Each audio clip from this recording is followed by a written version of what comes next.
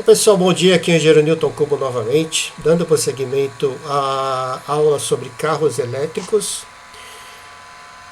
Inicialmente eu pediria, se possível, dê um like, faça um comentário, e também quero agradecer as pessoas que fizeram comentários, os elogios, muito obrigado. Eu que agradeço por você assistir aos vídeos, muito grato mesmo. Senão não haveria motivo de eu estar aqui fazendo esses vídeos. Confesso, dá um pouco de trabalho. Então vamos lá. Estão vendo aí a apresentação. E eu parei aqui. Parei nesse último slide. Vamos voltar aqui, pessoal. Falei sobre lítio.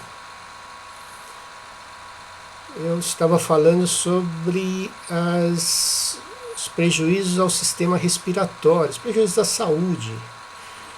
Falei do sistema respiratório aqui, uma explicação bem sucinta, evidentemente, eu não sou médico, eu não sou enfermeiro. Aqui eu mostrei esse vídeo do nosso sistema respiratório superior, os pulmões, onde ocorre a troca gasosa, etc. É uma porta. A respiração é uma porta de entrada do nosso corpo. Então, se você inspirar um gás tóxico, é lógico que vai fazer mal para a saúde, podendo levar até a morte. Nós estamos vendo aí em São Paulo, no estado de São Paulo, intoxicações por metanol. A pessoa bebeu uma bebida batizada com metanol. Onde foi? Sistema digestivo, é uma porta de entrada para o corpo. Você poderia respirar também o gás tóxico e ter problemas de saúde? Sim, porque são portas de entrada do nosso organismo. Então, eu falei aqui dos sintomas da exposição, que o gás é corrosivo. Imagine isso no seu pulmão, nos seus pulmões. Você tem um gás corrosivo para o trato respiratório, causando irritação na garganta e olhos. Então, acho que eu falei, estão neurológicos, tontura, fraqueza, até mesmo perda de consciência. Eu comentei que imagine um veículo elétrico queimando dentro de um estacionamento, um subsolo de um prédio residencial. E aí a brigada vai fazer o combate a esse incêndio. Sem proteção respiratória, sem EPI, sem capacete, sem capa de incêndio, enfim, um equipamento para combate a incêndios, e principalmente sem a proteção respiratória, essas pessoas vão estar aqui, sujeitas a todas essas agressões causadas pela queima do lítio, da bateria de lítio, pela emanação desses gases tóxicos provenientes da queima da bateria. Aqui é o cobertor anti-chama, que eu falo para vocês que não é fácil fazer esses vídeos, porque aqui eu tinha gravado e acabei perdendo, estou gravando novamente, por isso que está marcado ali. Esse aqui é o cobertor anti-chama, não é barato isso, me falaram que custa uns 15 mil. Simplesmente o veículo é coberto com esse cobertor aqui a fim de provocar um abafamento, quebrar a reação em cadeia. A questão aqui é que, como nós vimos aí em vídeos anteriores, em slide anterior, a bateria produz seu próprio oxigênio. Então, eu não sei exatamente como isso aqui vai funcionar. Se você cobrir o veículo, a bateria vai estar produzindo seu próprio oxigênio, então vai continuar queimando. Aqui eu preciso estudar melhor sobre esse cobertor, que talvez ele seja evidentemente que ele vai abafar aqui, vai diminuir as chamas, mas provavelmente não vai fazer a extinção. Mas pelo menos ele vai diminuir as chamas e fazer uma certa proteção aqui, pois se houver veículos nas proximidades, vai evitar a propagação do calor para outros veículos. Vamos lá, então. Aqui tem esse vídeo, eu vou pular ele e vou colocar depois, tá? Tem muitos vídeos na internet. Tem uma instrução técnica em consulta pública no Corpo de Bombeiros, mas o que eu quero abordar agora é a diretriz nacional sobre ocupações destinadas a garagens e locais com sistemas de alimentação de veículos elétricos. Aqui é uma diretriz da Liga Bom. Então vamos dar uma olhada aqui bem sucinta sobre essa diretriz e depois eu vou falar sobre a instrução técnica que está em consulta pública. Então ainda nós não temos uma instrução técnica que discipline esse assunto, ela está em consulta pública. Então aqui, tudo isso que eu vou colocar agora eu tirei dessa diretriz, eu vou deixar ela disponível para download. E vamos lá. Aqui um amigo mandou uma diretriz comentada, agradeço muito, amigo. Vamos lá. Regras gerais que devem ser atendidas onde haja sistemas de alimentação de veículos elétricos, SAV. O que é o SAV? Sistema de alimentação para veículos elétricos. Então aqui você já decora isso. Quando alguém falar, precisa colocar um SAV, você já sabe que é um sistema de alimentação de veículos elétricos, ok? Principalmente você projetista, é bom saber disso aqui. Vamos lá, responsabilidade. Aí essa parte aqui ela fala sobre, digamos que os itens genéricos aí. A responsabilidade da instalação e garantia da eficiência de locais onde haja recarga de energia caberá integralmente ao responsável técnico, ou empresa prestadora, instaladora, que juntamente com o proprietário e responsável pelo uso, quais devem entender integralmente os postos das seguintes normas. Então aqui entra o responsável técnico, o engenheiro, ou entendo o arquiteto, e ou a empresa instaladora, que deve ter um engenheiro para emitir a respectiva ART. E também entra aqui o proprietário ou o responsável pelo uso também. Está todo mundo aqui dentro da responsabilidade sobre a instalação desses sistemas.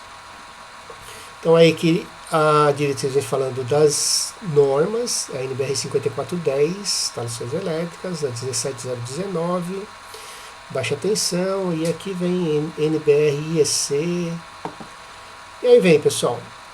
Aí aqui esse ponto, isso aqui também está lá na instrução técnica, prever ponto de desligamento manual de todas as estações de recarga a não mais de 5 metros. Aqui é algo parecido com o sistema de hidrantes e extintores, que fala dos 5 metros da entrada principal, ou da entrada da garagem, ou das escadas e acessos para os pavimentos da garagem da edificação. Tá? Então, a diretriz fala sobre esse ponto de desligamento, que seria uma espécie de disjuntor.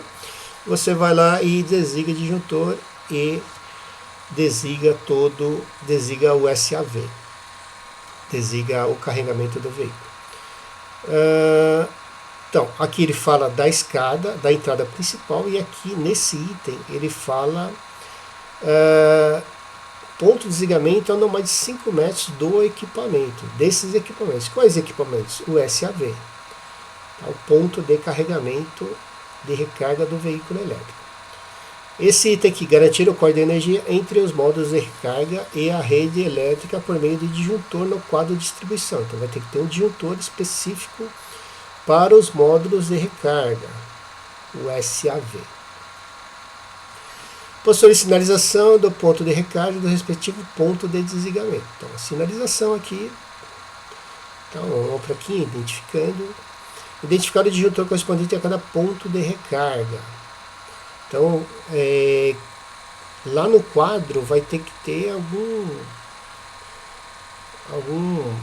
vai ter que ter um decalque escrito lá, disjuntor do carregador número tal, algo assim. Agora, a diretriz entra aqui no seu item 4. Espera aí, pessoal.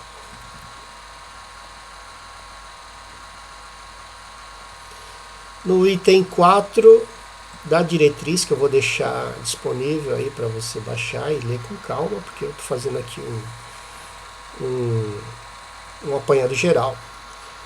As regras para garagens externas. O que é uma garagem externa? Do lado de fora.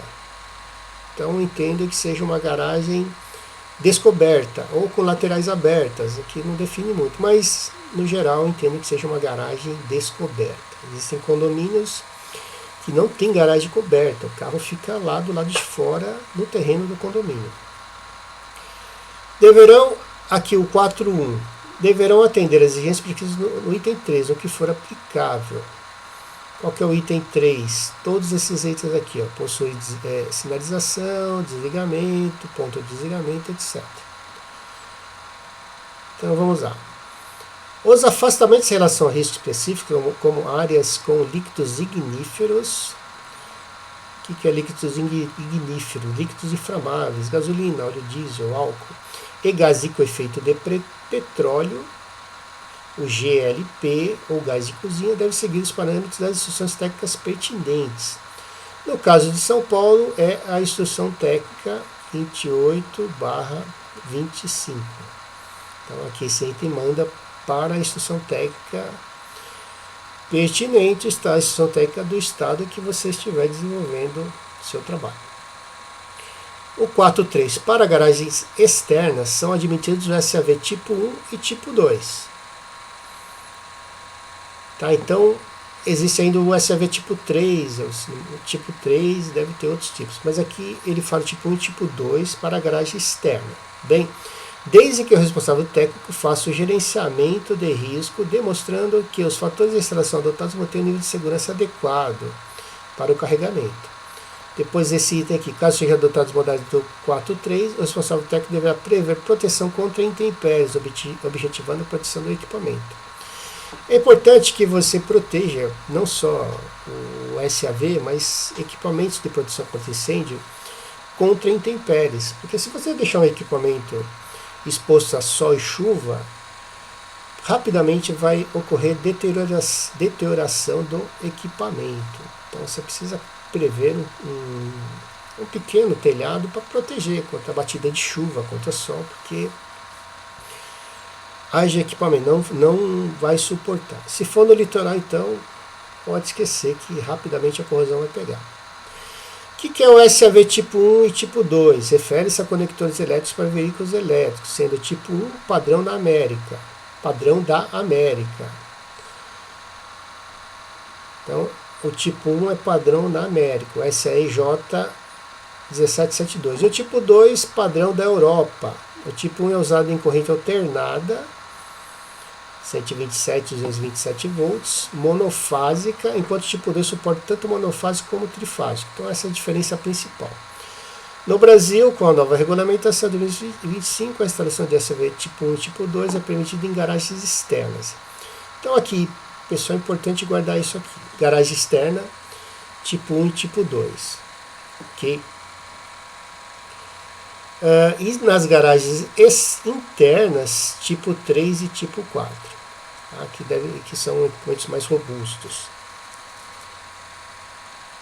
Tá? Então, externa tipo 1 e tipo 2, interna tipo 3 e tipo 4.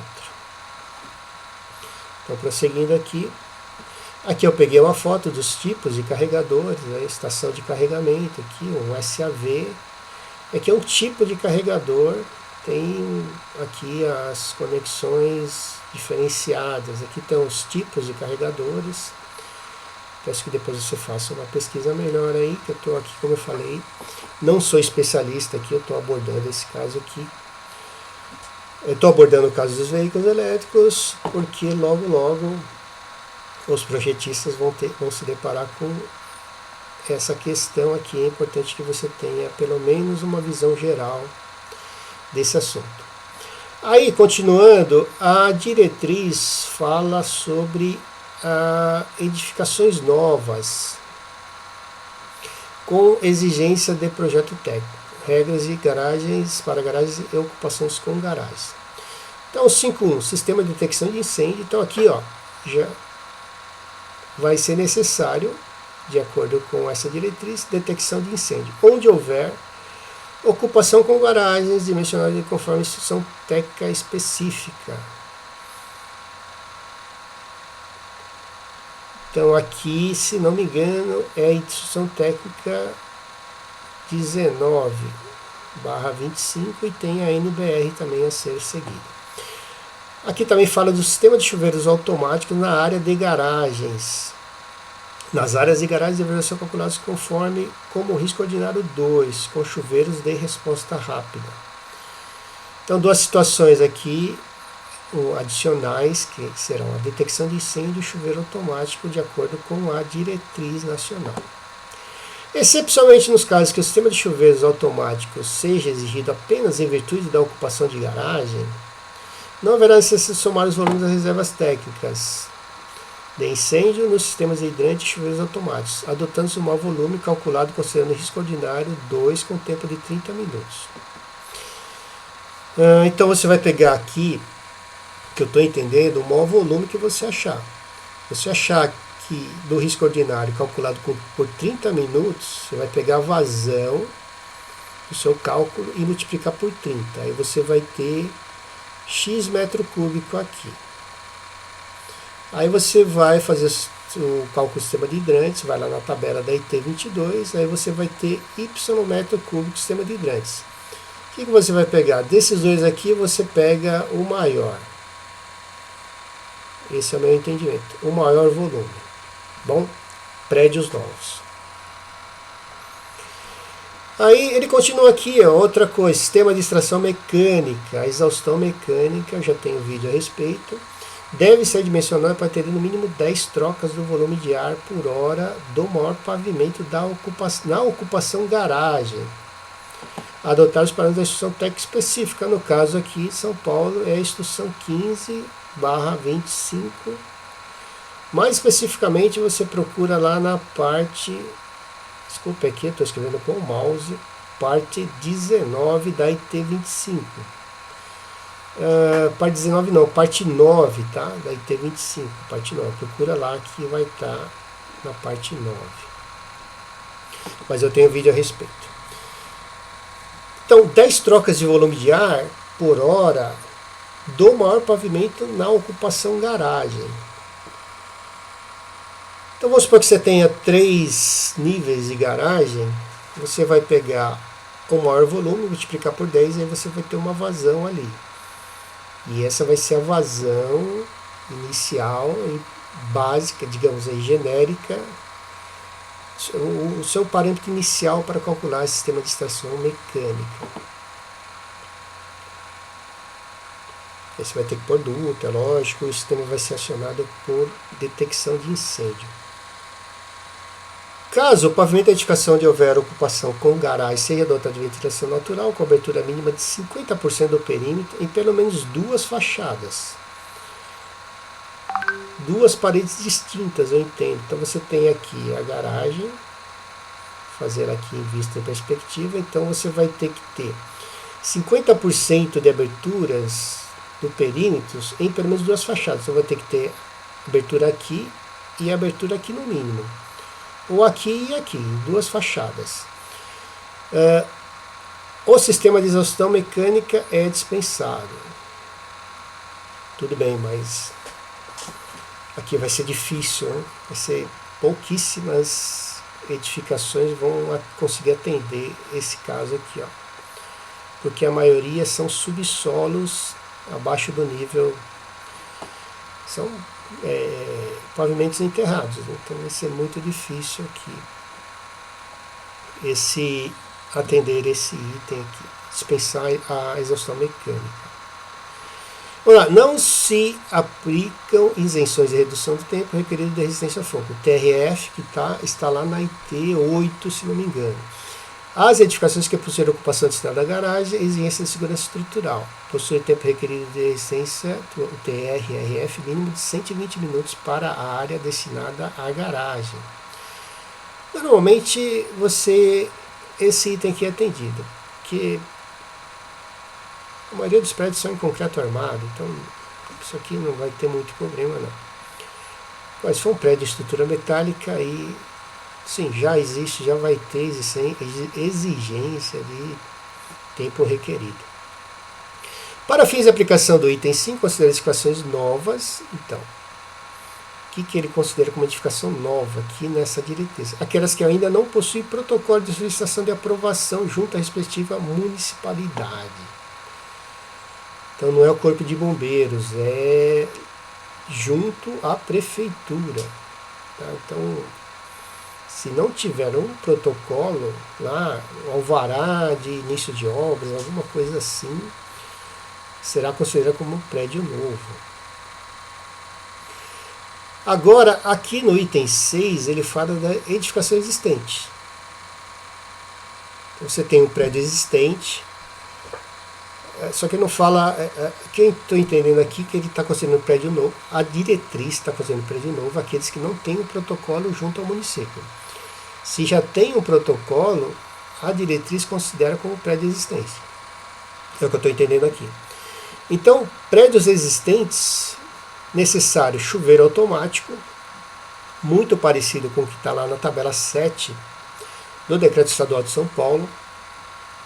Chuveiros automáticos com malha de tubulação interligada ao sistema de hidrantes. Então, não é que você vai precisar fazer um sistema de chuveiros independente. Você pode conectar em qualquer trecho do sistema de hidrantes e puxar alguns ramais para atender esse item aqui. Prevê sistema de detecção de incêndio, proteção onde houver ocupações garais, dimensionando conforme a instrução técnica pertinente. No caso São Paulo, T19.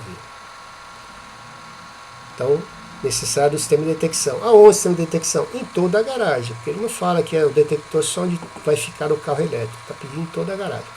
Gerenciamento de risco, instalações elétricas, de acordo com o previsto item 3 dessa diretriz. Se olhar lá atrás, ele fala da NBR 5410. As edificações existentes que já possuem sistema de chuveiros automáticos do tipo ordinário 1 nas áreas de garagem, não haverá necessidade de adaptação. Então, se houver chuveiros automáticos nessas garagens, no caso, onde existe chuveiros automáticos são prédios comerciais, escritórios, enfim. Aí não vai ser necessária adaptação nenhuma, porque já tem chuveiro sendo o ordinário 1 nas garagens, o que normalmente acontece, de ter o ordinário 1 em garagens. Agora, a questão aqui das instalações elétricas, eu acredito que a maioria das instalações elétricas não atendem a 5410, principalmente de prédios existentes. Quem trabalha com vistorias, quem faz a avaliação de edificações, deve ter uma noção disso, que a maioria não atende a 5410. Então isso aqui vai ser outro problema. Não atendendo a 5410 é outro problema, quanto à instalação do SAV. Como é que você vai instalar de forma segura um SAV numa edificação que não atende a NBR 5410? Aí, finalizando, o prazo aqui colocado nessa diretriz é de 180 dias a contar da data de publicação. Então, trata-se de uma diretriz. Tudo bem, pessoal, vou concluir aqui. Já falei bastante, eu vou deixar a diretriz disponível para download para você ler com calma. Enfim, já ir se preparando aí para quando sair a instrução técnica. Ela está em estudo, né? Tem algumas questões importantes aí que acredito que ainda precisam de um debate. Agradeço, se puder dar um like. Volto em breve. Muito obrigado.